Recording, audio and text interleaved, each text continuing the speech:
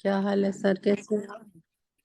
الحمدللہ رب العالمین، صلاۃ والسلام علی رسول النبی کریم وعلی آلہ واصحابہ اجمعین۔ الحمدللہ الحمدللہ الذی ہدانا لہذا وما کنا لنہتدی لولا ان ہدانا اللہ۔ رب اشرح لی صدری ویسر لی امری واحلل عقدۃ من لسانی یفقہوا قولی، آمین یا رب العالمین۔ سورہ یونس چل رہی ہے، اور آپ نے دیکھا کہ اللہ کی کتاب جو ہے نا، اس کو ذرا آپ نوٹ فرمائیں کہ اللہ رب العالمین ہمیں پڑھتے پڑھتے ایک سے دوسرا مضمون آ جاتا ہے۔ اب مضمون چل رہا ہے توحید کا، اور یہ مضمون قرآن میں جتنے بھی دلائل آتے ہیں، یا آیات کائنات آتی ہوں، یا آیات انفس خود ہمارے نفس کے بارے میں آیات ہوں، یا کائنات کی آیات ہوں، یہ بھی دراصل ایک توحید ہے۔ کیوں کہ اللہ تعالیٰ ہمیں غور و فکر کی دعوت دیتا ہے، اس لیے کہ اللہ تعالیٰ نے ہمیں سمجھنے والا دل و دماغ دیا ہے، صلاحیتیں دی ہیں۔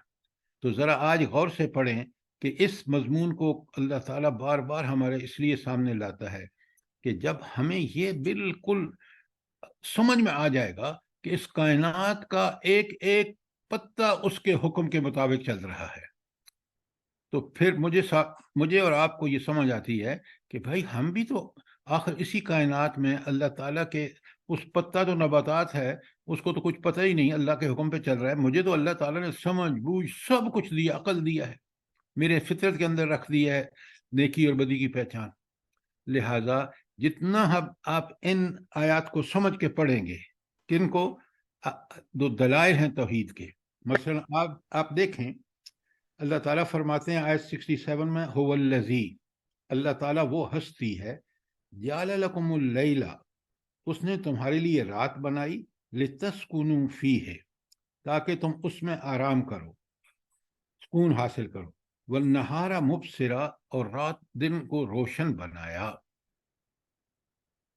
یہ معمولی بات ہے کہ آپ کیا سمجھتے ہیں؟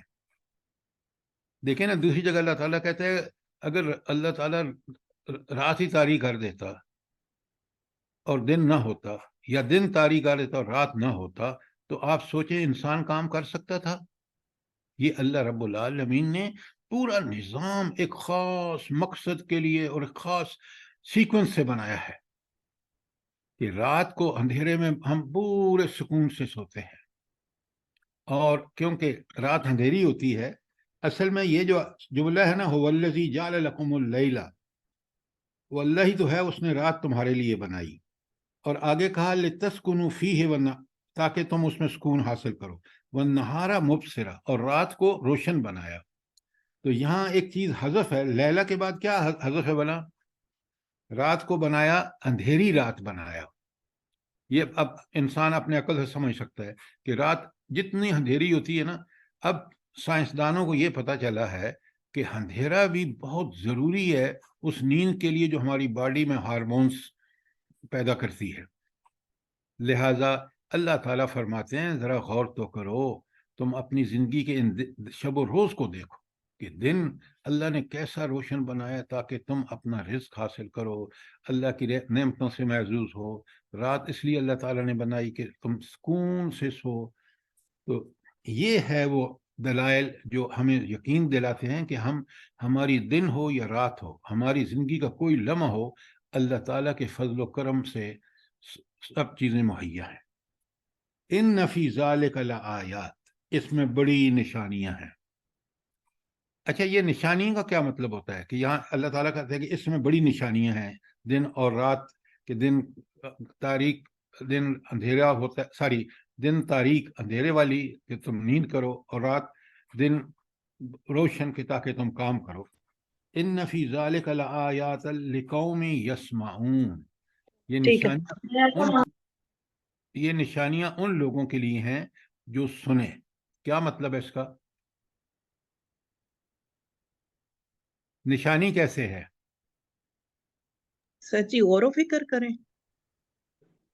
بالکل غور و فکر کر کے پھر اس غور و فکر کے نتیجے میں کہاں پہنچیں گے کہ اس کا بنانے والا ہمارا خالق، جو اس دن رات کا بھی خالق ہے، میرا بھی خالق ہے، پوری کائنات کا بنانے والا اس کو اس طرح چلا رہا ہے کہ وہ صاف پتہ دیتی ہے کہ اس کے بنانے والے نے کمال طریقے سے بنایا اور اس کے فائدے پوری انسانیت اور پتوں اور جانوروں اور نباتات اور حیوانات کو پہنچ رہا ہے۔ تو اس کا بنانے والا وہ ہستی ہے جس کی کمال کی کوئی حد نہیں۔ یہ ہے نشانی کہ یہ ہمیں اس اللہ کا پتہ دیتی ہے، اس کے عقل اور اس کے علم اور اس کے اختیار کا کامل ہونے کا پتہ دیتی ہے۔ یہ ہمیں اس بات کا پتہ دیتی ہے کہ اس نے یہ سب چیزیں وَسَخَّرَ لَكُم مَا فِي السَّمَاوَاتِ وَمَا فِي الْأَرْضِ، زمین و آسمان میں ہر چیز ہماری خدمت پہ لگا دی۔ اب ہمیں اس اللہ کا ٹھیک ٹھیک احساس ہوتا ہے، پھر ہمیں مزہ آتا ہے کہ واہ واہ، اس رب کی ہم عبادت کریں، اس کے آگے عاجزیاں کریں، واقعی وہ اس قابل ہے۔ اس کے اقتدار کو دیکھو، اس کے اختیار کو دیکھو، اس کی تخلیق کو دیکھو۔ اچھا، لِقَوْمٍ يَسْمَعُونَ، لیکن یہ نشانیاں صرف کس کے لیے ہیں؟ جو سنتے ہیں۔ یہاں کیا مطلب ہے؟ اس کا کیا مطلب ہے؟ آپ بڑے غور سے سنیں، ہم قرآن کھل جاتا ہے جب آپ اس پہ غور و فکر کرتے ہیں۔ آپ یا تو دیکھنے سے کسی چیز کی اس کی حقیقت کو پتہ کرتے ہیں، یا سن کے۔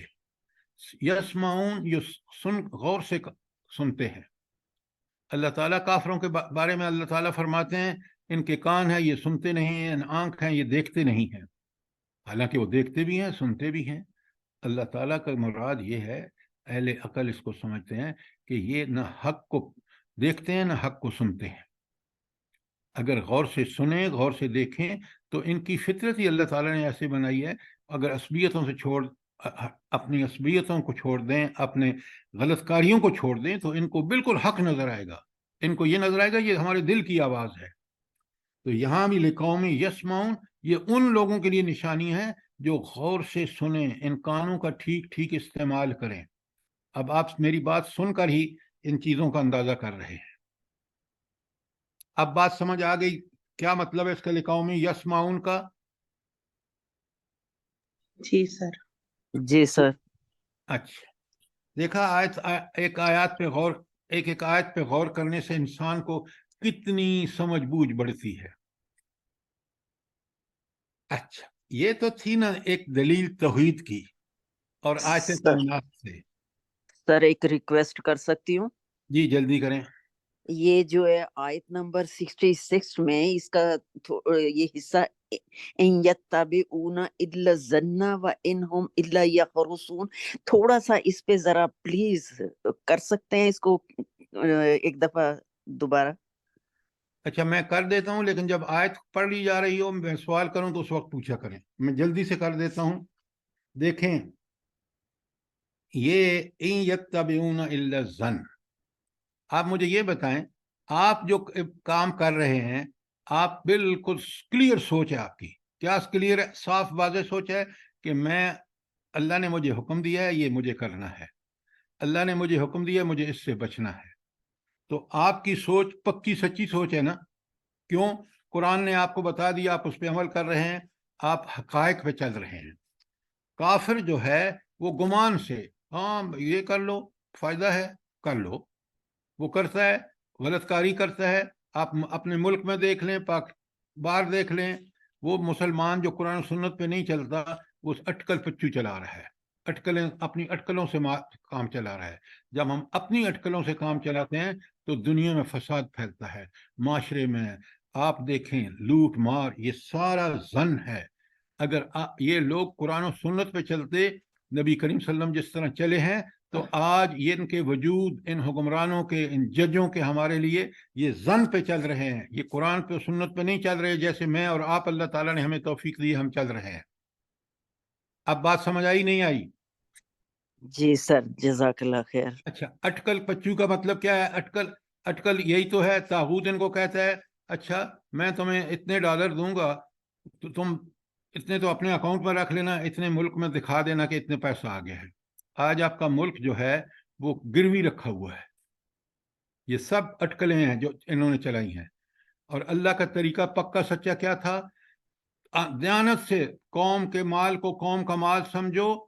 آپ نے وہ حدیث سنی ہے کہ ایک شخص شہید ہوا، صحابہ نے نبی کریم صلی اللہ علیہ وآلہ وسلم سے کہا یہ بڑا خوش قسمت ہے، اس کو شہادت مل گئی۔ حضور نے فرمایا نہیں، اس نے ایک چادر صرف بیت المال کی چوری کی ہے۔ تو یہ جو ملک کو لوٹ کے لے جا رہے ہیں یہ اٹکلیں ہیں۔ اب سمجھ آئی نہیں آئی؟ جی سر، جی سر۔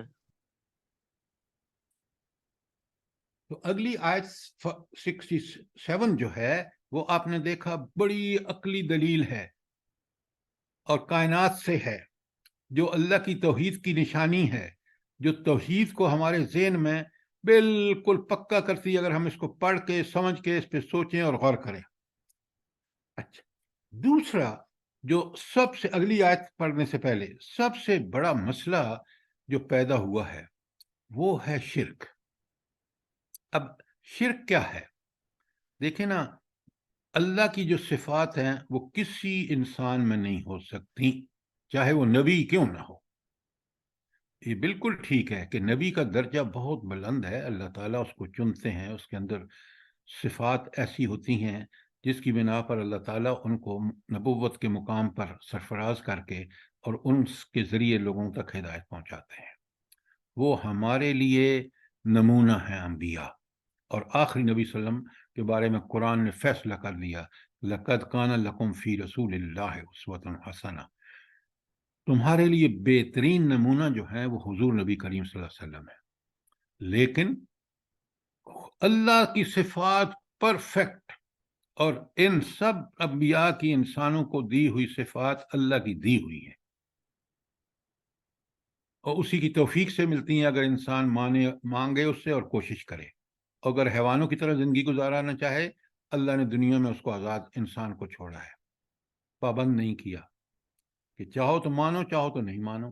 مانو گے تو دنیا میں بھی تمہارا بول بالا کروں گا، آخرت میں جنت دوں گا۔ نہیں مانو گے تم دنیا میں سارے سرائے اور وسائل کے باوجود ذلت تمہارا مقدر ہوگی۔ آپ دیکھ رہے ہیں آج مسلمان حکمرانوں کو۔ اچھا، اب یہاں ایک بہت بڑا جو فتنہ شرک کے حوالے سے ہوا نا، وہ تھا کہ کسی کو اللہ کا بیٹا بنا دینا۔ اب آپ بالکل بہت اچھی طرح سمجھیے، جب کس انسانوں کو بھی اللہ تعالیٰ نے منع کیا کہ بیٹوں کو، دوسروں کے بیٹوں کو ان کے باپ کے نام سے پکارو، یہ تو دنیا کی مثال تھی نا۔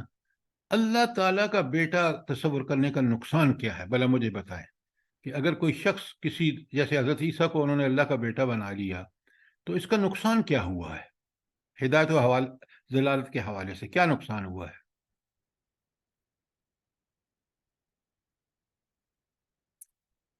دیکھیں، یہی غور کیا کریں۔ اب سنیں بڑے غور سے، اگر بیٹا اور باپ،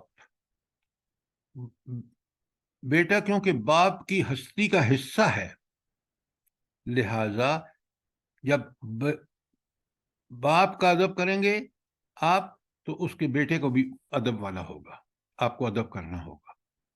جو صفات باپ میں ہیں اس کا بھی آپ کو تصور کرنا ہوگا کہ یہ بیٹا بھی انہی صفات کا حامل ہوگا۔ اچھا، اب یہی بڑا شرک ہے کہ جب اللہ کا بیٹا بنا لیتے ہیں تو آپ کہتے ہیں کہ اللہ تعالیٰ کی صفات حضرت عیسیٰ میں بھی ہے، نعوذ باللہ۔ یہ ہے وہ شرک جو شرک فی الذات کہلاتا ہے، کہ اللہ کے رشتہ دار کسی کو مان کر اس کا ادب کرنا شروع ہے۔ آپ دیکھتے نہیں ہیں کہ مکے کے کافروں نے یہ، ان کا خیال تھا کہ یہ فرشتے اللہ کی بیٹیاں ہیں، اور پھر وہ اللہ کی اسی طرح تعظیم کرتے تھے فرشتوں کی جس طرح اللہ کی کرنی چاہیے۔ لہذا شرک فی ذات، کہ اللہ کی ذات میں کسی کو شریک کرنا، یہ بہت بڑا شرک ہے۔ بیٹا ذات میں شریک ہے تو یہ ہے۔ اب اللہ تعالیٰ کہتے ہیں، سنیں غور سے، آیت اب آپ کو بالکل اچھی طرح سمجھ آ جائے گی۔ قَالَ اتَّخَذَ اللَّهُ وَلَدًا، یہ کہتے ہیں کہ اللہ تعالیٰ نے بیٹا بنا لیا. اب یہاں آپ یہ کا مطلب عیسائی بھی لے سکتے ہیں، یہ کا مطلب یہ مشرک جو بھی اللہ کے ساتھ میں شریک ٹھہراتا ہے، یہ کہتے ہیں اتخذ اللہ ولدا، کہ اللہ نے بیٹا بنا لیا. سبحانہ، اللہ اس سے پاک ہے. اللہ ہر برائی، ہر کمزوری، ہر گناہ سے پاک ہے، اور اللہ کا بیٹا بنانا تو سب سے بڑا گناہ ہے. لہٰذا یہ گناہ جو ہے، یہ اللہ کے ذات میں شریک کرنا، اللہ اس سے پاک ہے. تو سبحانہ کا کلمہ جو ہے وہ شرک کا رد ہے. یاد رکھیں، جب ہم کہتے ہیں نا سبحان اللہ، تو اللہ میں کوئی کمزوری، کوئی خامی، کوئی گناہ نہیں ہے. تو دراصل ہم اس کے اللہ کی ذات میں شرک کو رد کر رہے ہیں کہ نہیں، اس کے برابر کوئی نہیں ہو سکتا. هو الغنی، اچھا، وہ تو بالکل ان چیزوں سے بے پرواہ ہے کہ اس کی کوئی اولاد ہو. اچھا، غنی اور اس کا کیا تعلق ہے کہ وہ اللہ کا بیٹا بنا لیا؟ اللہ کہتے ہیں نہیں، اللہ تو غنی ہے. کیا مطلب ہے اس کا؟ یہ ہے فہم قرآن. آپ ان کو سوچیں، اللہ نے دماغ دیا ہے. دیکھیے بیٹا، آپ کو مجھے چاہیے کہ کل بوڑھے ہو جائیں، کل تو ہماری خدمت کرے.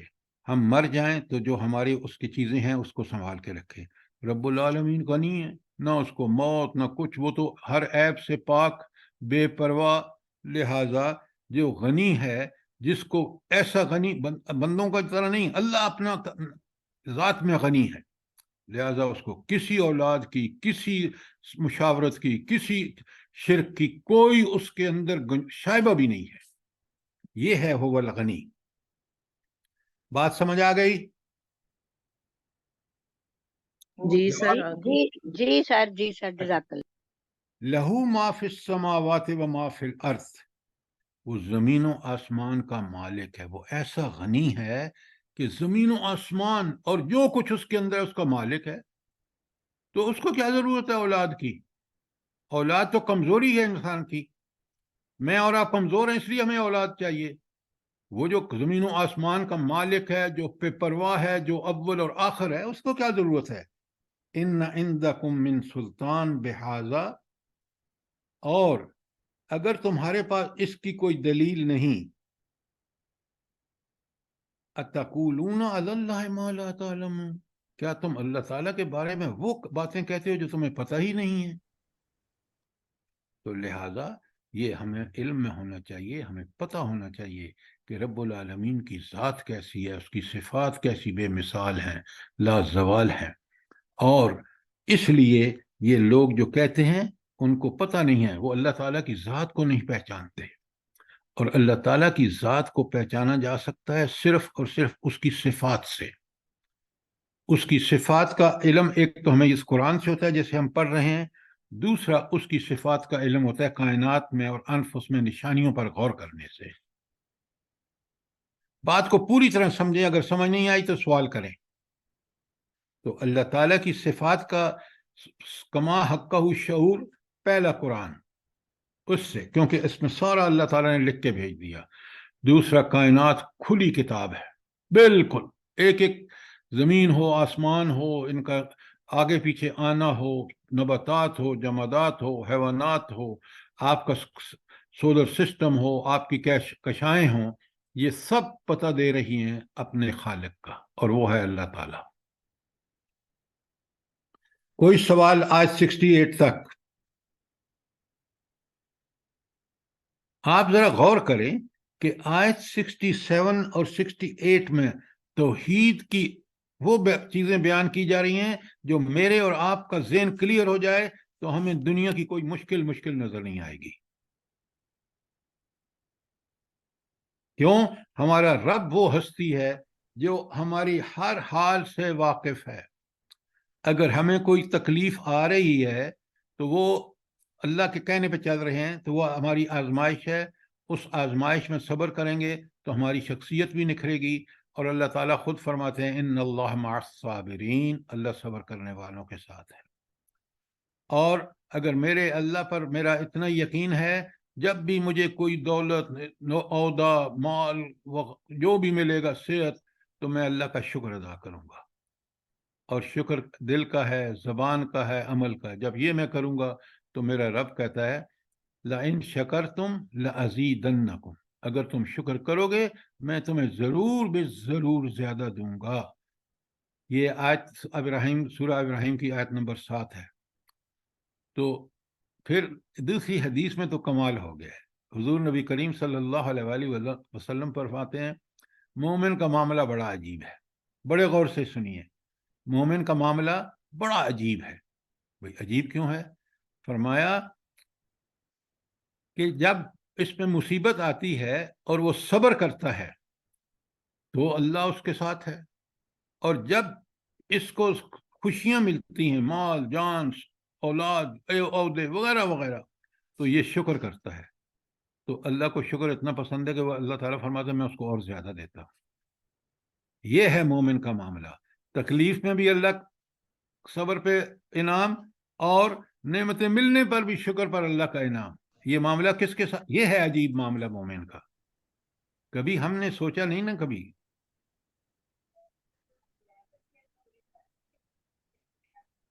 اب بات سمجھ آ گئی آپ کو؟ کوئی سوال آج؟ جی سر۔ اچھا، اب ذرا آج 69 پہ آئیے۔ قُلْ إِنَّ الَّذِينَ يَفْتَرُونَ عَلَى اللَّهِ الْكَذِبَ، کہ کہہ دو بے شک جو لوگ جھوٹ باندھتے ہیں۔ اچھا، اب یہاں جب جھوٹ باندھتے ہیں یعنی اپنے ذہن سے بات گھڑ کے کہتے ہیں کہ ٹھیک ہے یہی ٹھیک ہوگی، یہی اللہ کا حکم ہوگا۔ اب پیچھے 2 آیتوں میں آپ نے پڑھا ہے کہ اللہ تعالیٰ کو پہ ایسی ہستی ہے کہ اس سے کوئی غلطی ہو ہی نہیں سکتی، اس میں کوئی کمزوری ہے ہی نہیں۔ اب جو لوگ اس اللہ پر جھوٹ باندھتے ہیں، اس کے حکم کے خلاف ورزی کرتے ہیں، تو اللہ کا تعالیٰ کہتے ہیں لا یفلحون، یہ ہرگز فلاح نہیں پائیں گے۔ یہ دنیا میں بھی ذلیل ہوں گے، اور آپ دیکھ رہے ہیں امت، آج کی امت قرآن کو چھوڑ کے کتنی ذلیل ہو رہی ہے۔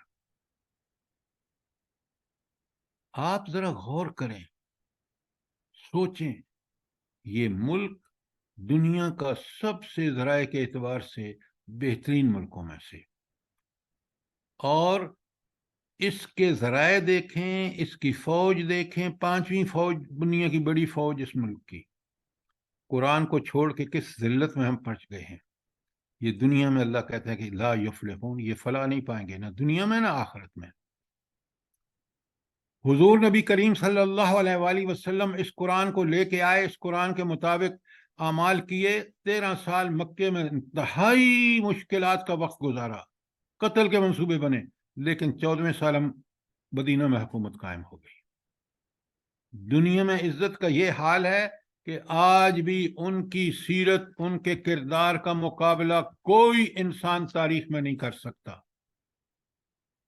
اور مجھے بتائیں کہ کسی دنیا میں تاریخ میں بتائیں مجھے کہ 13 سال میں ایسی قوم تیار کی ہو، ایسے صحابہ اور صحابیات تیار کیے ہوں جنہوں نے تاریخ کا دھارا بدل دیا ہو۔ انقلاب ہوتا ہے انسانوں کی تبدیلی، کہ انسانوں کے اندر ان کو ایسا بنا دیں، وہ اس انقلاب صرف اور صرف نبی کریم صلی اللہ علیہ وسلم کا انقلاب ہے۔ کوئی سوال، کوئی چیز کلیئر نہ ہوئی ہو؟ ہم اس کو پڑھتے نہیں ہیں، قرآن کو نہیں پڑھتے۔ قل ان الذین یفتر، جی سر جی آپ نے پیچھے وہ جو بتایا نا کہ وَلَئِن شَكَرْتُمْ لَأَزِيدَنَّكُمْ، سر جی آگے وعید بھی تو ہے اس کے لیے کہ جو نہ مانے، وَإِن كَفَرْتُمْ إِنَّ عَذَابِي لَشَدِيدٌ، تو یہ ایسے لوگوں کے لیے عذاب شدید کا بھی تو وعدہ ہے، یہ جو اللہ پر جھوٹ گھڑتے۔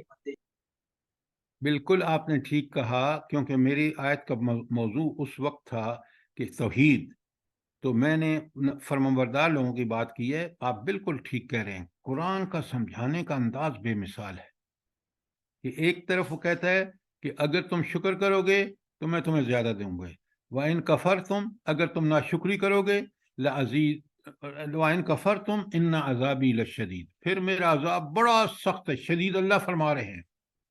اور یہاں بھی بالکل وہی بات کہہ رہے ہیں، قُلْ إِنَّ الَّذِينَ يَفْتَرُونَ عَلَى اللَّهِ الْكَذِبَ، یہ تو ناشکری ہے کہ اس اللہ کو جس کی تعریفیں بیان ہو رہی ہیں، عقل مان رہی ہے، اس کا انکار کر رہے ہیں۔ تو اللہ کہتے ہیں کہ قُلْ إِنَّ الَّذِينَ يَفْتَرُونَ عَلَى اللَّهِ الْكَذِبَ، وہ لوگ جو اللہ پر جھوٹ باندھتے ہیں، لا يفلحون، وہ کبھی فلاح نہیں پا سکتے۔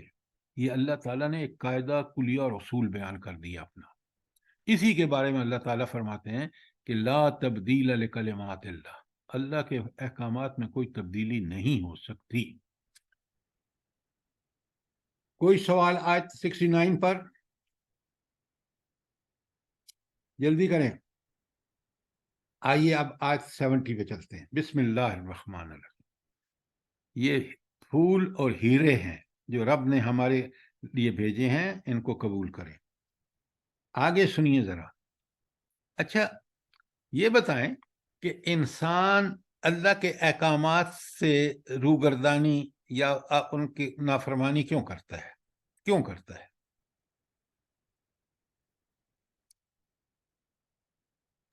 دنیا کی لذتوں کے پیچھے، دنیا کو حاصل کرنے کے لیے۔ بالکل آپ نے ٹھیک کہا، یہ دنیاوی فائدے، مال، اولاد، رزق، کوٹھیاں، کاریں، مربے، عہدے، ڈگریاں،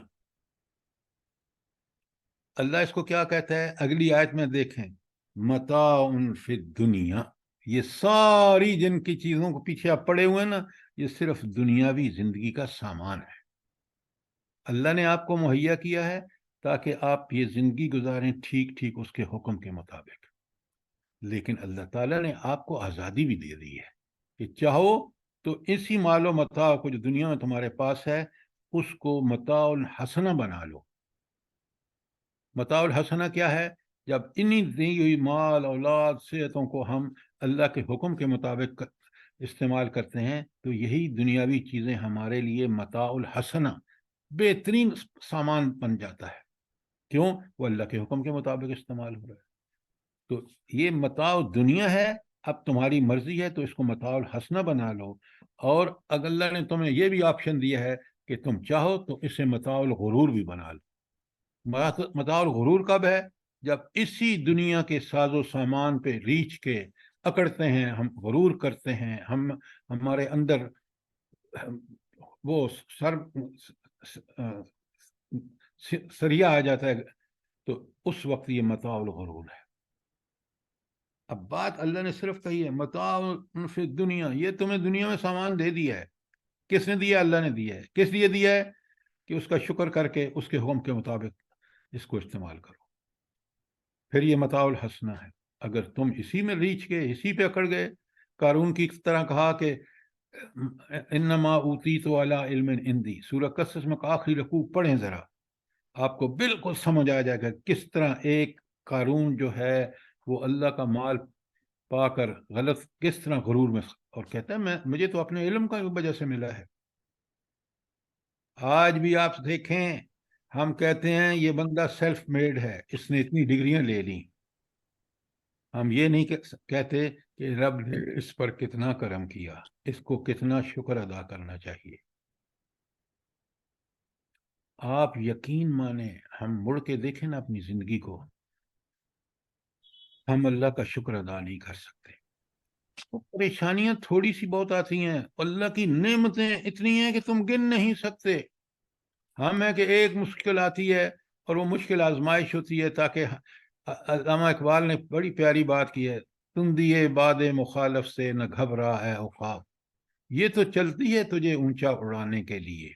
یہ مصیبتیں، یہ تکلیفیں جب آپ انگیز کرتے ہیں، صبر کے کرتے ہیں اور نعمتوں پر شکر کرتے ہیں، تو آپ کی اللہ کی طرف آپ کا قرب بڑھتا ہے، آپ کی شخصیت میں فروغ آتا ہے۔ متاع فی الدنیا، یہ سارا دنیا کا سامان، ثم الینا مرجعکم، پھر تم نے لوٹ کے تو میرے ہی پاس آنا ہے۔ یہ ہے آخری بات جو اللہ تعالیٰ نے بڑی وارننگ دے دی۔ دنیا میں میں نے تمہیں آزادی دی ہے، جو چاہو کر لو، ثم الینا مرجعکم، پھر تم نے آنا میرے ہی پاس ہے، پھر میں تمہیں بتاؤں گا۔ ایک ایک چیز میں نے تیار کر رکھی ہے، تمہارے اعمال نامے ایسے کہ تم خود حیران پریشان ہو جاؤ گے کہ ما لہذا الکتاب، اس اعمال نامے کو کیا ہو گیا ہے۔ سورہ کاف کی آیت پڑھ رہا ہوں کہ اس نے کوئی چھوٹی چیز چھوڑی ہے نہ بڑی، سب کی سب یہاں اس میں اندر موجود ہے۔ اچھا، جب میرے پاس آؤ گے نا، کیونکہ تم نے اللہ پر جھوٹ باندھا ہے، تو پھر میں کیا کروں گا؟ ثم نذیقہم العذاب الشدید، پھر میں ان کو عذاب شدید میں ان کا مزہ چکھاؤں گا۔ ایک بات یاد رکھیں، جب شدید میں اور آپ کہتے ہیں، اس کا مفہوم ذرا دوسرا ہوتا ہے۔ جب اللہ تعالیٰ خود فرماتے ہیں عذاب شدید، تو اس کا مطلب ہے اس سے بڑھ کر شدید عذاب نہیں ہو سکتا۔ تو لہذا کتنی بڑی وارننگ ہے کہ اللہ کے احکامات کی پابندی کرو۔ اگر تم نے یہ نہ کیا اور الٹے سیدھی زندگی گزاری ظن و گمان پر، اور تم نے اللہ کے احکامات کی خلاف ورزی کی، تو نہ دنیا میں فلاح پاؤ گے نہ آخرت میں۔ دنیا میں خواہشوں کے پیچھے چل کے زندگی گزار دو گے، لیکن آؤ گے میرے ہی پاس، جب آؤ گے تو پھر میں تمہارے ساتھ حساب کروں گا۔ کتنی بڑی وارننگ ہے۔ میں اور آپ یہ پڑھ کے کیا زندگی میں ہم فرمان برداری کریں گے یا نافرمانی کریں گے؟ جلدی بتائیں مجھے۔ اگر اس فرما برداری کریں گے۔ اللہ کی توحید کو آپ نے سمجھ لیا ہے، اگر اس اللہ کے احکامات کی حکمت آپ نے سمجھ لی ہے، میں اور آپ اس سے ذرا برابر بھی روگردانی نہیں کریں گے۔ آپ سنیں، اللہ تعالیٰ پھر ایک مثال سے سمجھا رہا ہے۔ انسان کی فطرت ہے نا کہ وہی بات جو اللہ نے ابھی پیچھے کی ہے، اللہ کہتے ہیں کہ ذرا قوم نوح کو دیکھو۔ اچھا، قوم نوح کی جو سرگزشت معین ہوئی ہے نا، صرف 71 تا 73 4 آیتوں میں، 71 72 73 3 آیتوں میں۔ اب بڑے غور سے دیکھیے کہ یہ مثال ہے اس قوم کی جس نے اللہ پر جھوٹ باندھا۔ اللہ نے نبی بھیجا نوح علیہ السلام کو، 900 سال تک تبلیغ کی انہوں نے، قوم نے مان کے نہیں دیا۔ اب سنیں، اللہ بتاتے ہیں کہ دیکھو ایسی قوموں کے ساتھ پھر میں کیا کرتا ہوں، میرا عذاب شدید کیا ہے۔ بسم اللہ الرحمن الرحیم۔ وَاتْلُ عَلَيْهِمْ نَبَأَ نُوح، ذرا ان کو نوح کا واقعہ پڑھ کے سناؤ۔ اس قال لقومہ، جب انہوں نے اپنی قوم سے کہا، یا قوم، اے میری قوم کے لوگو، ان کان کبر علیکم مقامی و تذکیری بآیات اللہ۔ تو اللہ تعالیٰ کیا کہتے ہیں؟ فرماتے ہیں کہ نوح کی خبر ان کو سناؤ پڑھ کے، جب اس نے اپنی قوم سے کہا، اے میری قوم، اگر میرا کھڑا ہونا اور اللہ کی آیات کے ساتھ میرا تمہیں نصیحت کرنا تم پر بھاری گزرا ہے، فَعَلَى اللَّهِ تَوَكَّلْتُ، میرا تو توکل، میری تو مددگار، میرا ولی وہ اللہ ہے۔ فَاجْمَعُوا أَمْرَكُمْ، تم جتنی بھی اپنے چالیں جمع کر سکتے ہو کرو۔ تو اب چیلنج دے دیا۔ اب دیکھیں، ایک طرف قوم ہے اتنی نافرمان بڑی قوم ہے، ایک نبی کیوں چیلنج کر رہا ہے اس کو کہ تم کر لو جو کچھ کرنا ہے؟ کیوں چیلنج کر رہا ہے؟ کیا وجہ ہے؟ کر پیچھے اللہ تعالیٰ کا ہاتھ ہے، اللہ تعالیٰ اس کی مدد کرنے والا ہے۔ نہیں نہیں نہیں، اس کا توکل ہے اللہ تعالیٰ پر کہ وہ ہے، معاملات کا انجام اس کے ہاتھ میں ہے، اس قوم کے نہیں ہے، گمراہ قوم کے۔ توکل ہے اس کا کہ اس کو پتہ ہے میرا رب کتنا بڑا پاورفل ہے، نبی جانتا ہے۔ علیہ توکلت، نہیں فعلی اللہ توکلت، تو میرا توکل اللہ پر ہے۔ فاجمعوا امرکم، تم جتنا مرضی چیلنج کر دیا، جو مرضی کر لو۔ وشرکاؤکم، تم بھی اور تمہارے شریک بھی۔ ثم لا یکن امرکم علیکم غمۃ، اور پھر تمہارا معاملہ تم پر کسی طرح مخفی نہ رہے، چھپا نہ رہے، کر لو جو چال چلتی ہے، جتنا مرضی کر لو تم بھی اور تمہارے۔ ثم اخذوا، پھر تم جو ہے وہ سارے کام کر گزرو جو تمہارے اٹکل پچو میں آتے ہیں، میرے خلاف چالیں چلنا چل لو. ثم اقضوا، پھر تم وہ کر دو، اور الیہ، میرے خلاف وہ ساری چالیں چل لو. ولا تنظرونی، اور مجھے ذرا بھی ڈھیل نہ دو. کیوں؟ اتنا توکل ہے ان کو کہ یہ میرا کچھ بھی نہیں بگاڑ سکتے، پوری قوم مل کر بھی اور ان کے شریک بھی ساتھ. یہ ہے ایمان. اگر یہ ایمان آپ کو دیکھنا ہو نا تو آپ غازہ کے مجاہدین کو دیکھیں، پوری دنیا کو للکار دیا. نیتن ہاؤ کہتا تھا کہ میں دنیا کا سب سے پاورفل صدر ہوں، ٹیکنالوجی میرے پاس، امریکہ میری پشت پر، یورپ میری پشت پر. مٹھی بھر مجاہدین نے کس طرح اس کو، آئرن ڈوم کو، اس کی اکانومی کو تباہ کر دیا. یہ کس کی تائید سے ہوا؟ اللہ تعالیٰ کی اللہ سر. کی، اللہ کی. کاش ان حکمرانوں کو یہ بات سمجھ آ جائے. یہ قرآن پڑھیں گے، سمجھیں گے، پھر بات سمجھ آئے گی، اور عمل کریں گے تو اس ثمرات بھی آپ دیکھیں گے. دنیا دیکھ رہی ہے آج. آپ یہ سر جو آپ نے آیت 70 پڑھی ہے، جی تو سبحان اللہ، یہ تو بچپن سے ہمیں چاہیے کہ ہم اپنے بچوں کو سکھائیں کہ کتنا انسان دنیا میں کھپ جاتا ہے، چوری کرتا ہے، جھوٹ بولتا ہے، سود کھاتا ہے، کیا کیا کرتا ہے، انجام اس کا کیا ہے. جتنے بھی بنگلے بنا لے، آخر اس نے لوٹ کے اللہ ہی کے پاس جانا ہے اور سب کچھ ادھر ہی رہ جانا ہے. تو بے پھر شک. ان مشکلوں کو کیوں اٹھاتا ہے؟ اس لیے کہ وہ دنیا کا بندہ بن جاتا ہے. اللہ کا بندہ بنے تو پھر یہ نہ کرے کام. اچھا، اب آپ نے دیکھا کہ قرآن کس گہرائی اور گہرائی میں جا کے بات ہمیں سمجھاتا ہے. اگر وہ سمجھ آ جائے نا، ہمارا دماغ اس کو حق مان لے تو برائی کے قریب بھی نہ جائے. اس کو کے قریب بھی نہیں ہم جاتے. اور آپ دیکھ لیں، آپ کے اسلامی حکومتوں کے جرنیل ہوں، ججز ہوں، کس قدر اس ملکوں کے ذرائع کو، وسائل کو تباہ کر رہے ہیں. محمد بن سلمان کو دیکھیں، وہ بدبخت اللہ اور رسول کے واضح احکامات کی خلاف ورزی کر رہا ہے، واضح. اور اللہ نے اس کو اقتدار وہاں دیا ہے جہاں رسول اللہ صلی اللہ علیہ وسلم کا دیس ہے، جہاں کعبۃ اللہ ہے، جہاں مسجد نبوی ہے. اس کا حال فرعون سے بھی برا ہوگا، میں بتا دوں آپ کو.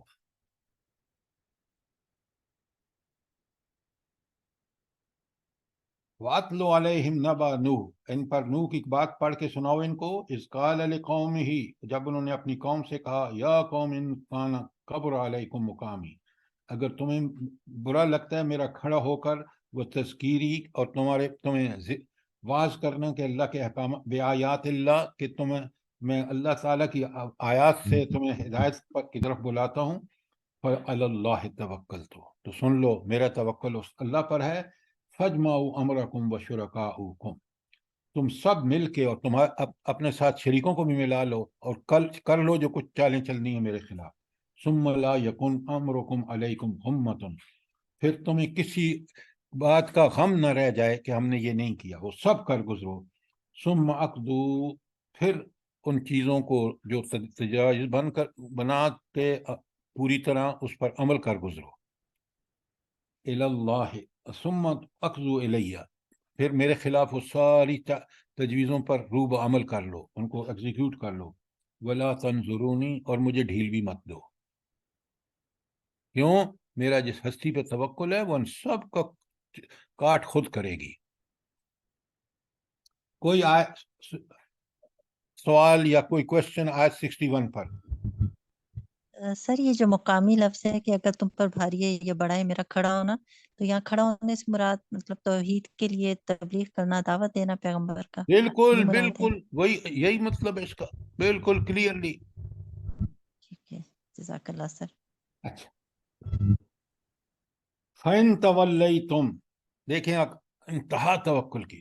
فَإِن تَوَلَّيْتُمْ، اگر تم اس سے منہ موڑو، میری اس ہدایت سے جو اللہ نے مجھے دی ہے، اور اللہ نے مجھے اس لیے دی میں تم تک پہنچاؤں، اگر تم اس سے منہ موڑو، فما سألتم من اجری، میں تم سے کوئی اس کا معاوضہ نہیں مانگ رہا. یہ میں کیوں کر رہا ہوں؟ میں اللہ کے حکم سے کر رہا ہوں. ان اجری الا علی اللہ، اس کا اجر تو میرے رب کے پاس ہے. بنا یہ اجر کیا ہے جو جس کے بارے میں وہ حضرت نوح علیہ السلام کہہ رہے ہیں؟ یہ کیا اجر ہے؟ جلدی جنت بتائیں. فوز عظیم ملے گی. جنت دائمی زندگی، نعمتیں بے مثال اور لا زوال. یہ اجر معمولی بات نہیں ہے وہاں. ان اجری الا علی اللہ، میرا اجر تو سوائے میرے اللہ کے اور کسی کے پاس نہیں ہے. وَأُمِرْتُ، تو مجھے حکم دیا گیا ہے. کس نے حکم دیا ہے؟ وہ اس اللہ نے جس پر اس کا توکل ہے. ان اکون من المسلمین، کہ میں مسلمانوں میں سے ہو جاؤں. یہاں مسلمین کا ٹھیک مطلب بتائیں جو قرآن کا مقصود ہے. یہاں سر فرمانبردار. کیا غلط بات کر رہے ہیں آپ مسلمان ہیں، آپ فرمانبردار ہیں. آپ سر کی ساری بات سنو. آپ ایسا لفظ استعمال کرتے ہیں جس کے معنی دنیا بھر کے ہو سکتے ہیں. یہاں اس کا مطلب ہے زندگی کے ہر معاملے میں، ہر جگہ، ہر وقت اللہ کا فرمانبردار. صرف فرمانبردار کہہ دینے سے، آج ہم بھی کہتے ہیں ہم فرمانبردار ہیں. مسلم وہ شخص ہے جو دنیا زندگی کے ہر معاملے میں، نکاح، طلاق، شادی بیاہ، کمانا، کھانا پینا، امانت، دیانت، فضائل اخلاق پہ پابند، رذائل اخلاق سے دور. یہ ہے مسلم، یہ ہے فرمانبردار. آپ صرف فرمانبردار کہہ کے بس بات ختم کر دیتے ہیں. بھائی آج سارے مسلمان آپ سے کہتے ہیں میں فرمانبردار ہوں اللہ کا. یہ کرپٹ سارے بیوروکریٹس، یہ ججز، یہ سارے جو ہیں، یہ سارے آپ کو کہیں گے کہ ہم تو اسلام کو مانتے ہیں. کیا بات کرتے ہیں آپ؟ قرآن کو ہم نے ٹھیک سمجھا ہی نہیں کہ مسلم کا معنی اب ہر نبی آ کے کہتا ہے انا اول المسلمین، میں سب سے پہلا فرمانبردار ہوں اس اللہ کا، اس لیے کہ اللہ نے جو ہدایات دی ہیں ان میں ان پر پابند رہوں گا زندگی کے ہر معاملے میں، ہر وقت اور ہر جگہ. کوئی سوال؟ آیت نمبر 72 کلیئر ہے؟ جی سر. جی سر. آگے چلیے. اللہ تعالیٰ فرماتے ہیں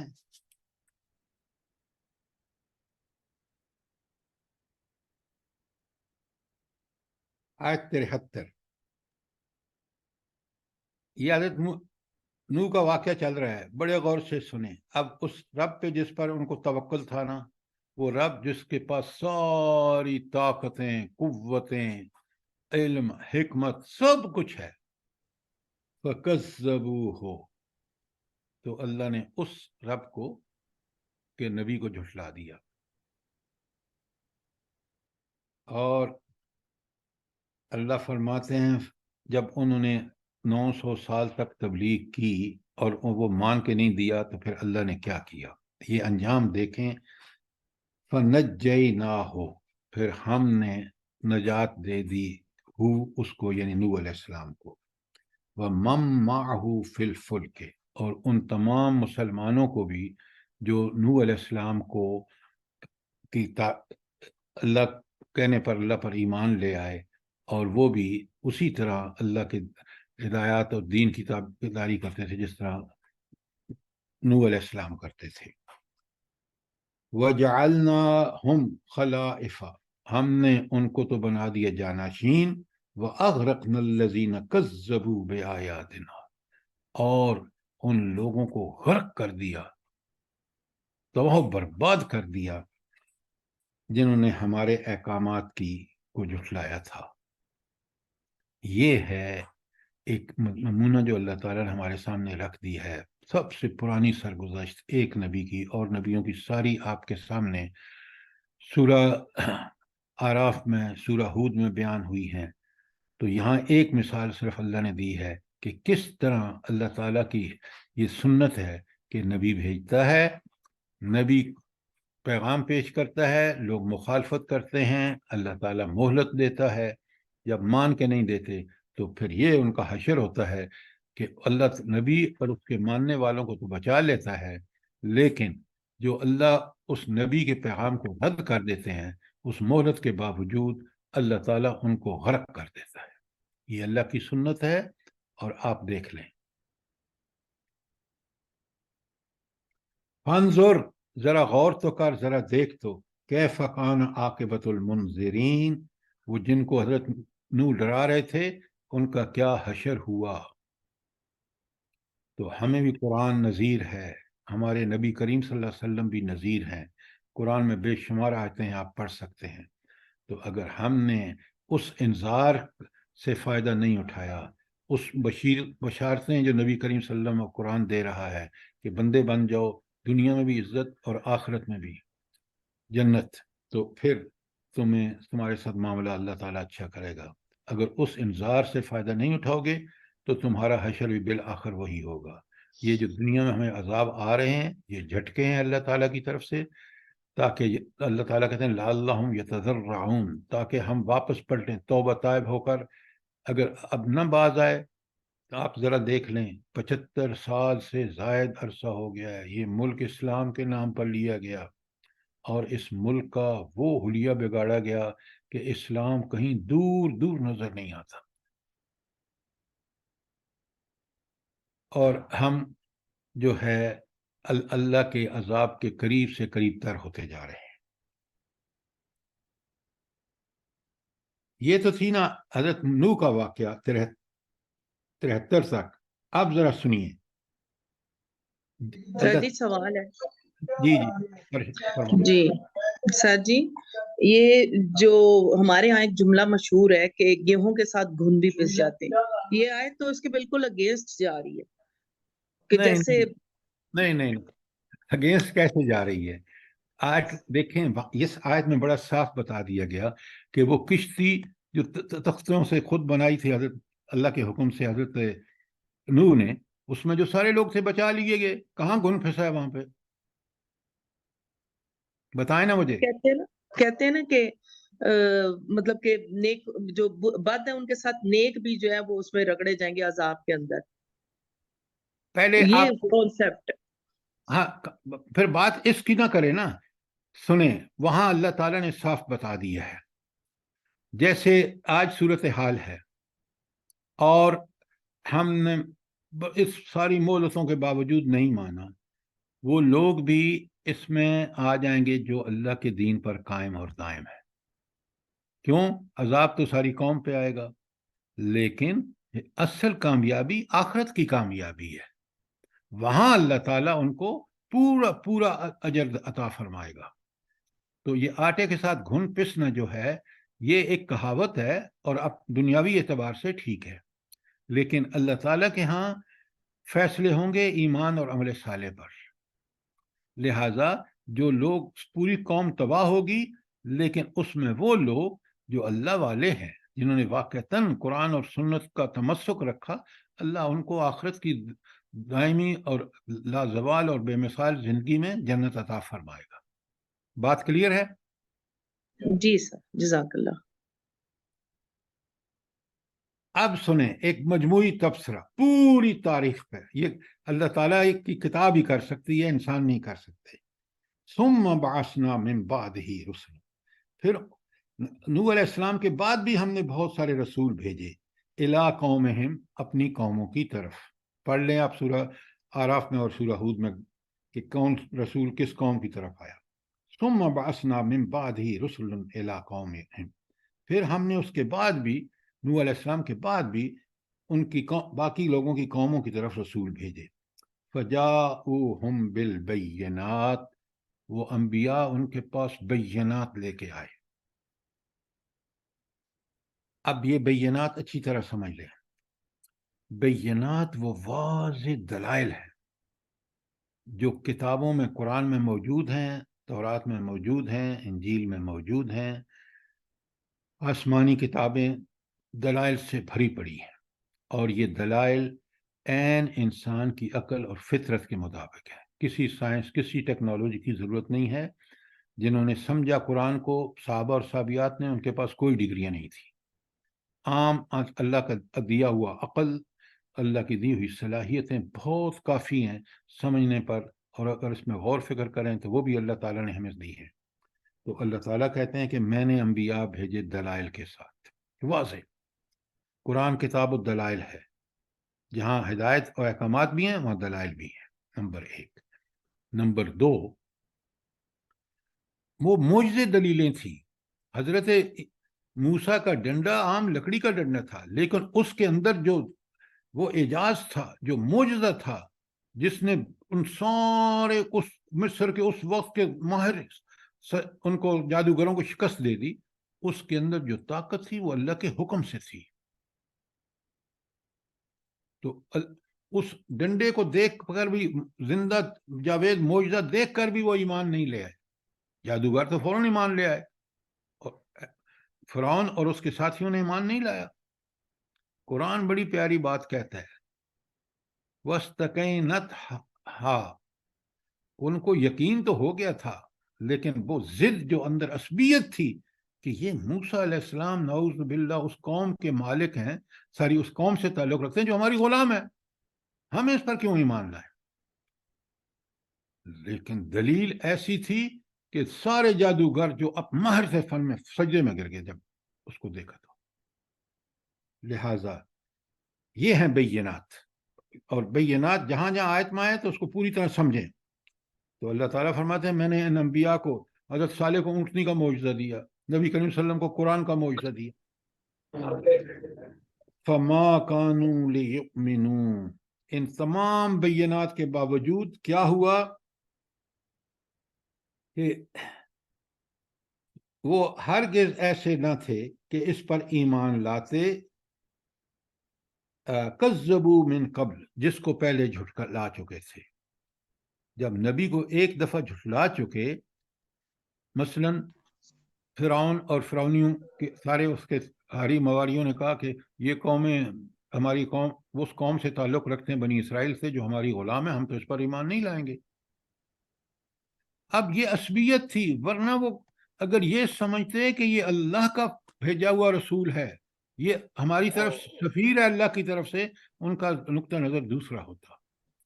لیکن جب ایک دفعہ آپ کسی کو ریجیکٹ کر دیتے ہیں اور کسی عصبیت کی وجہ سے کر دیتے ہیں، تو پھر آپ اس کو ماننے میں بڑے متزلزل رہتے ہیں.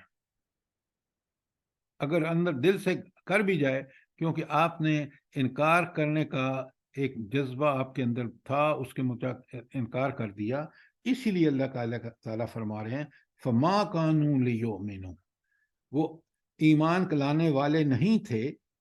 کس بارے میں؟ بما کذبوا بہ، جس کا وہ پہلے جھٹلا چکے تھے کہ تم تو جادوگر ہو، تم جس طرح نبی صلی اللہ علیہ وسلم کو کہا، اسی طرح موسیٰ علیہ السلام کو بھی کہا. جب یہ حرکت کر چکتا ہے آدمی کہ اللہ کے سفیر کو، اللہ کے نبی کو وہ جھوٹا اور کہن اور جادوگر کہتا ہے، اللہ تعالیٰ بھی اس سے پھر صلاحیت چھین لیتا ہے، کیونکہ اس نے فیصلہ کیا، غلط فیصلہ کیا، اس لیے وہ اب ایمان نہیں لائیں گے چاہے 1000 نشانیاں دیکھ لیں. کذالک نطبع علی قلوب المعتدین، حد سے گزرنے والوں کے دلوں پر اسی طرح ہم مور لگا دیتے ہیں. دیکھیں نا، ایک بات بڑی اچھی طرح سمجھیں، وہ جو فطرت اللہ تعالیٰ نے ہمیں دی ہے، وہ جو اللہ تعالیٰ نے ہمیں صلاحیتیں دی ہیں سوچنے، سمجھنے، سننے، اور اس کے بعد دل و دماغ دیے جو چیزوں کو سمجھ سکتے ہیں صحیح غلط، اس سے جب ہم کام نہیں لیتے تو پھر ہم انکار ایک دفعہ کر دیتے ہیں، پھر وہ انکار اقرار میں نہیں بدل سکتا. وہ اسی وقت بدلتا ہے جب اللہ کی دی ہوئی یہ صلاحیتیں انسان حق کو پہچاننے کے لیے بغیر کسی عصبیت کے استعمال کرے. میں پھر ترجمہ کر دیتا ہوں. ثم بعثنا من بعدہ رسلا، پھر ہم نے نوح علیہ السلام کے بعد بھی رسول بھیجے، الی قومہم، اپنی قوموں کی طرف. فجاؤہم بالبینات، وہ واضح دلائل اور معجزے لے کے آئے. فما کانوا لیؤمنوا، ان کے لیے یہ نہیں تھا کہ وہ اس پر ایمان لاتے، بما کذبوا بہ من قبل، جس پر پہلے وہ انکار کر چکے تھے. कज़ालिक नतबउ अला कुलूबिल मुअतदीन, हम इसी तरह हद से गुजरने वालों के दिलों पर मोहर लगा देते हैं। अल्लाह ने तो सारी सलाहियतें दी, नबी भेजा, उसको साथ बैनात भेजी कि ताकि लोग उन सलाहियतों से, उन ज़राए और वसाइल से जो अल्लाह ने उनको दिए हैं, ठीक ठीक हम उससे काम लेकर समझ लें बात को। जब उन्होंने इनकार कर दिया एक दफ़ा, तो फिर क्योंकि उन्होंने इनकार कर दिया, ये इंसानी एक फितरत है, तो वो फिर उस पर डट जाता है, चाहे उसके सामने लाख सबूत पेश करें। लिहाजा फिर अल्लाह ताला भी क्या करता है, फिर ऐसा शख्स जो हक को पहचानने में अल्लाह की दी हुई सलाहियतों को इस्तेमाल नहीं करता, फिर अल्लाह उसके दिल पर मोहर लगा देते हैं कि अब ये दिल इस काबिल नहीं जिसमें इतनी असबियतें, इतनी अल्लाह ताला के खिलाफ, अंबिया के खिलाफ, हक के खिलाफ नफरत हो। फिर अल्लाह भी उसके दिल को पे मोहर लगाते हैं ताकि उसमें कोई हक बात जाए ही नहीं, क्योंकि ये सब काम उसने खुद किया पहले। कोई सवाल आज 74 तक? शाबाश। कोई कमेंट्स, कोई सवाल?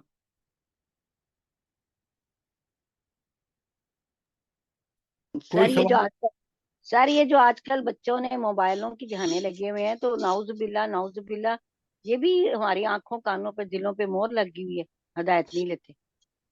आप मेरी बात सुने, ये ईजादात हैं, इनको काफिरों ने एक मकसद के लिए ईजाद किया। आप और मैं, आप मोबाइल पे कितने लोग मेरा दर्स सुन रहे हैं, लैपटॉप पे, आप मुसलमान हैं तो इनको इस्तेमाल करें दावत के लिए। इस वक्त हमारे दर्स में जर्मनी से एक बहन शामिल हो रही है, इसी दर्स में अबू धाबी से एक खातून डॉक्टर शामिल हो रही हैं। तो लिहाजा ये हर चीज़ जो है, आप सिर्फ मोबाइल को लेके मत बैठें, इनमें बुरे भी पहलू भी हैं, अच्छे पहलू भी हैं। तो मुसलमानों को तो चाहिए कि इसको इस्तेमाल करें और इससे अल्लाह के दीन को आम फैलाएं। हम बात समझ आई? सर मोहर तो बड़े बड़े गुनाहों पे लगती है ना, नाउजुबिल्ला, ये छोटी छोटी बातों पे तो मोहर अल्लाह नहीं लगाता ना। हाँ, ये बड़ी अजीब बात कर रहे हैं आप। जब छोटे छोटे गुनाह करते करते बंदा फिर क्या करता है, बड़े गुनाह करना शुरू कर देता है। जब बड़े गुनाह करना शुरू कर देता है तो वो अपने दिल को खैर से बिल्कुल खाली कर लेता है। छोटे छोटे गुनाहों से बचना चाहिए। सर छोटे गुनाह तो ये है कि दोबारा अल्लाह की तरफ मुड़ के आ सकते हैं, लेकिन बड़े गुनाह फिर मोहर लग जाए एक दफा अल्लाह की, फिर वो मुड़ के नहीं आ सकता दोबारा ये अल्लाह की क्या, तरफ। ये कहाँ से आप लेके आए हैं? सर ये मैं अगर बता रही हूँ, इसलिए आप मेरी बात को सही करें कि ये सही है गलत हाँ, है, तो मैं इसलिए। बता रहा हूँ ना, जरा मेरी बात गौर से सुने। अल्लाह की नाफरमानी बड़ी उस वक्त बंदा करता है, पहले छोटी छोटी करता है, उसको दुनियावी फायदे नजर आते हैं। मैंने झूठ बोल के कुछ सामान बेच लिया दुकान का, मुझे बड़ा ख्याल आया, शैतान ने कहा कि देखा जरा बड़ा झूठ बोलते तो और बड़ा नाफा होता। कसम खा के कहते कि मैंने तो इस पे खरीदा है, तो आप गाहक ले लेता। अब ये बढ़ता जाता है, बढ़ता जाता। हाँ, अगर वो गुनाह करे नहीं, अगर हो गया तो तौबा तौब करके फौरन वापस आ जाए और सही काम करे। मैंने मिसाल आपको दे दी है, फिर तो अल्लाह माफ कर देगा। लेकिन जब उसको शैतान उस गुनाह को खूबसूरत करके दिखाता है, तो छोटे छोटे गुनाह ही बायस बनते हैं बड़े गुनाहों का। लिहाजा फौरन इंसान तौबा करे अगर उससे गलती हो गई है और अपनी इस्लाह कर ले। तौबा के 3 शराइत हैं। नंबर 1, इंतहाई शर्मिंदा होना कि मैंने अल्लाह ताला की नाफरमानी की है। नंबर 2, उस गुनाह को छोड़ देना जो किया है। नंबर 3, बाकी पूरी जिंदगी अल्लाह के दीन पे गुजारे। अगर ये नहीं करेगा तो छोटे छोटे गुनाह ही बड़े गुनाहों की तरफ ले जाएंगे, और जब वो बड़े गुनाहों में जाएगा फिर उसका दिल ठुक जाएगा कि बस दुनिया की लज्जतें तो अल्लाह की नाफरमानी में ही हैं, और अल्लाह की फर्माबरदारी से दूर होता चला जाएगा। ये है वो स्टेज जहाँ पे आके अल्लाह ताला उसके दिल पर मोहर लगाते हैं। क्यों? उसने खुद फैसला कर लिया है। अब बात समझ आ गई नहीं? जी सर, बस सर सोने से पहले बंदा अपने सारे गुनाहों की माफिया मांगे और सबको माफ करके सोए, और सर याद करे अपने सारे गुनाह। रात को बिस्तर पर जाने से पहले देखे कि दिन भर की कार्रवाई में मैंने क्या अल्लाह की नाफरमानियां की हैं। ये इस तरह नहीं जनरल बात मत किया करें, और उन सारे गुनाहों को अपने सामने रख के अल्लाह से तौबा ताइब हो, और अगर आने वाले कल में कभी उस बुराई को दोबारा ना करे, और पूरी जिंदगी में अल्लाह के अहकामात की पाबंदी करे। ये है तौबा। और कोई सवाल? क्योंकि वक्त पूरा हो गया है, आपको मौका है सवाल करने का। अजायब जी।